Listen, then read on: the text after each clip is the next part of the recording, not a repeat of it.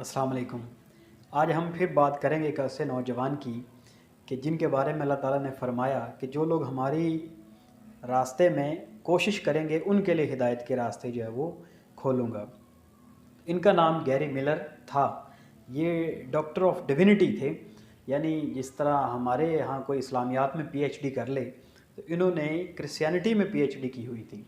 और ये एक टीवी प्रोग्राम्स में भी आते थे, तो वहाँ ये एज अ क्रिश्चियन मिशनरी, जो इनकी एक टर्म है, ये जो लोग तरवीज करते हैं क्रिश्चियनिटी की, ईसाईयत की, वो करते थे। तो इनके जहन में एक सवाल आया कि ये जो हमारे पास जो बाइबल है, एक ब्लैक लेटर बाइबल है, एक रेड लेटर बाइबल भी होती है। यानी रेड लेटर बाइबल वो है जिसमें वो अल्फाज लिखे गए हैं जो ख़ुद हज़रत ईसा अलैहिस्सलाम ने फरमाए। तो इन्होंने अपने साथी एंकर से पूछा कि क्या रेड लेटर बाइबल में भी कहीं ऐसा कोई दावा है कि जीसस क्राइस्ट ने खुद कहा हो कि मैं गॉड हूँ, मैं खुदा हूँ। तो उसके साथी ने जितने भी हवाले दिए वो सारे ही ब्लैक लेटर्स थे। इन्होंने कहा कि ये अल्फाज खुद जो हैं वो जीसस क्राइस्ट ने नहीं कहे। तो यहाँ इनको एक डाउट जो है वो क्रिश्चियनिटी में पैदा हो गया। तो खैर ये करते तो रहे उसकी तरवीज, लेकिन इन्होंने फिर सोचा कि क्यों ना इस्लाम को मैं स्टडी करूं और हो सके तो उसको मैं गलत साबित करूं, हिस्टोरिकली भी और साइंटिफिकली भी। साथ ही में ये एक लॉजिशियन भी थे, तो लॉजिक को बड़ी अच्छी तरह समझते थे। अगर आपने हमारी लॉजिक के ऊपर वीडियो नहीं देखी तो लिंक मैं डिस्क्रिप्शन में दे दूँगा, आप वो वीडियो देखें कि लॉजिक किस तरह काम करता है और कुरान मजीद जो है वो किस तरह लॉजिक को डील करता है। तो इन्होंने कुरान मजीद को गलत साबित करने के लिए स्टडी करना शुरू किया। तो वो क्या बताते हैं अपनी ऑब्जर्वेशन कि उनके साथ हुआ क्या। जब उन्होंने कुरान खोला और जब उन्होंने 3-4 इसकी सूरतें पढ़ी, तो वो इस कंक्लूजन पे पहुंच गए कि ये किताब जो है, ये जो लिखी गई है, ये इंसानी माइंडसेट नहीं है। यानी इंसान इस तरह की जहनीत के साथ किताब नहीं लिखता। कैसे?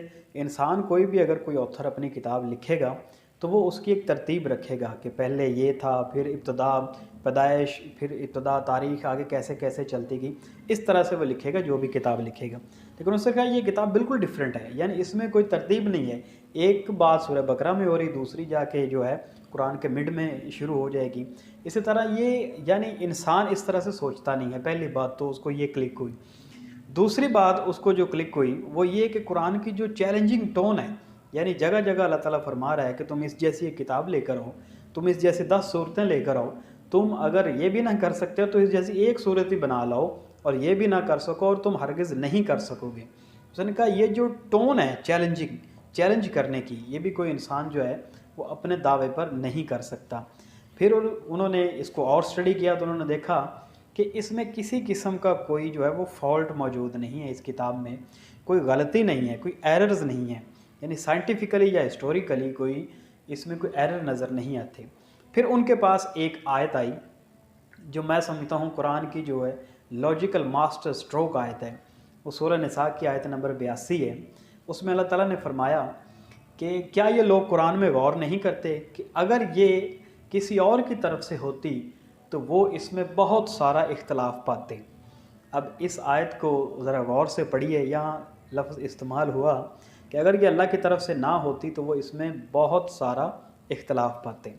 यहाँ जो, क्योंकि वो लॉजिशियन भी था, तो उसने जब इसको स्टडी करना शुरू किया कि ये आयत जो है, पहली बात तो ये कि बहुत सारा इख्तलाफ पाते, इस किताब में कोई कॉन्ट्रडिक्शन ढूंढनी पड़ेगी।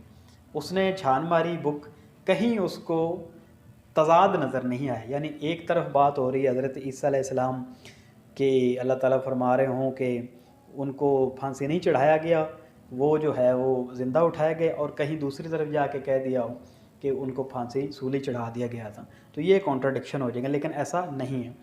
अच्छा, उन्होंने जब ये ढूंढा, फिर उन्होंने लॉजिक के एक और टर्म पे आए। वो क्या है कि अल्फाज जो होते हैं ये या तो इस्तेमाल किए जाते हैं, या इनके मानी इस्तेमाल होते हैं, या ये ख़ुद अल्फाज ही यूज़ होते हैं, ख़ुद अल्फाज मेंशन होते हैं। तो उन्होंने कहा कि मानी तो इसका ये था कि इस किताब में किसी किस्म की कॉन्ट्रडिक्शन नहीं होगी, किसी किस्म का इख्तलाफ नहीं होगा। तो उन्होंने कहा कि इस असूल पे तो ये पूरी उतरती किताब का कोई इख्तलाफ नहीं है। अब उन्होंने कहा कि जो वर्ड मेंशन होते हैं, यानी वर्ड की ख़ुद की मुराद होती है, तो उन्होंने कहा कि कुरान मजीद में यानी गॉड ये कह रहा है कि इसमें बहुत सारे इख्तलाफ पाते, तो ये वर्ड जो इख्तलाफ है इसको ही मैं देख लेता हूँ, अगर ये और कई दफ़ा आया है तो कुरान जो है वो गलत साबित हो जाएगा। लेकिन उसने कुरान इंडेक्स का सहारा भी लिया और छान मारा कि लफ्ज़ जो इख्तलाफ ख़ुद अपने ताई मेंशन हुआ है वो सिर्फ़ इसी ही आयत में हुआ है, और पूरे कुरान में कहीं लफ्ज़ इस मानों में कि ये इसमें इख्तलाफ पाते, और जगहों पे आया ज़रूर है कि वो उसमें इख्तलाफ करते हैं, जिस चीज़ में वो इख्तलाफ में पड़ गए अल्लाह ताला उनमें फ़ैसला फ़रमा देगा जिसमें ये इख्तलाफ करते हैं। तो ये उसके माने में, उसके इस्तेमाल माने में तो वो आता रहा है, लेकिन ख़ुद मेंशन जो लफ्ज़ हुआ है कि इख्तलाफ पाते, वो सिर्फ़ यहाँ ही आया है। और एक और बड़ी दिलचस्प बात है, वो कहता है कि अगर इसके साथ मैनी का लफ्ज़ ना होता, मैनी कॉन्ट्रडिक्शंस यानी इख्तलाफन कसीरा, कसीर का लफ्ज़ ना होता, तो फिर भी ये स्टेटमेंट जो है वो गलत साबित हो जाती। मिसाल के तौर पे अगर मैं कहूँ कि ये किताब है, इसमें कोई गलती नहीं, यानी मैं इबारत कहूँ कि इस किताब में कोई गलती नहीं, तो लॉजिक क्या कहेगा कि गलती जो है वो सामने लिखी हुई है, नज़र आ रही है, तो ये स्टेटमेंट गलत हो जाएगी। तो अगर मैं इसी तरह अगर कुरान कह देता कि इसमें कोई इख्तलाफ पाते, अगर ये अल्लाह की तरफ से ना होती तो वो इसमें एक इख्तलाफ पाते, तो इख्तलाफ तो सामने नज़र आ रहा था, लेकिन लफ्ज़ आ गया कि मैनी कॉन्ट्रडिक्शन, यानी अगर ये अल्लाह की तरफ से ना होती तो वो इसमें बहुत सारे इख्तलाफ पाते। तो उन्होंने कहा ये जो कसीर का लफ्ज़ भी है वो भी ऐड हुआ, तो इसमें अब ये स्टेटमेंट जो है इतनी परफेक्ट लॉजिकल है कि इसके मानी भी यूज़ हुए और ये लफ्ज़ ख़ुद भी मेंशन हुआ, और सिर्फ एक ही दफ़ा आया है, सिर्फ इसी आयत में। ये उसने कहा कि ये कोई इंसान नहीं लिख सकता, ये एक इंसान जान ही नहीं सकता आज से 1400 साल पहले कि कोई लॉजिक को इस तरह से भी स्टडी कर सकते हैं, सोच सकते हैं। तो डॉक्टर गैरी मिलर जो है वो कुरान को गलत साबित करते करते उन्होंने इस्लाम कबूल कर लिया, और उन्होंने अपना नाम जो है वो अब्दुल अहद उमर रखा। बाद में फिर सऊदी अरब में भी वो एक मिनिस्ट्री ऑयल की चलाते रहे, और ये कनाडा के रिहायशी हैं। तो अल्लाह ताला उनकी इस एफ़र्ट को कबूल फ़रमाए। फिर उन्होंने अपनी सारी ज़िंदगी जो है बाकिया वो इस्लाम के लिए ही वक्फ़ कर दी।